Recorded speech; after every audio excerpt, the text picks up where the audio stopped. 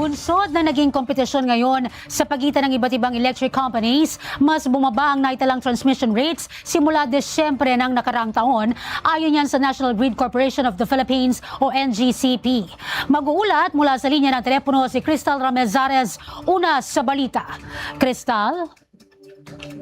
Zai, good news para sa mga nagbabudget ng kanilang mga utilities sa bahay dahil ayon sa NGCP, bumaba na ang transmission rates ng kuryente mula December 2025. Bumaba na ng 0.68% ang overall transmission rate para sa December 2025 billing period ng kuryente sa buong bansa. Ayon sa National Grid Corporation of the Philippines o NGCP, bumaba rin ang ancillary services o AS at wheeling charges sa pagkakarga ng kuryente mula sa mga planta papunta sa ating mga tahanan. Dahil sa pagbaba ng AS at wheeling charges na ito, bumaba ng piso bawat kilowatt per hour ang singil sa kuryente. Ayon rin sa NGCP, mas malaki ang kompetisyon ngayon dahil mas maraming mga kumpanya na ang nag-o-offer ng ancillary services. Kaya naman bumaba rin ang kanilang price rates.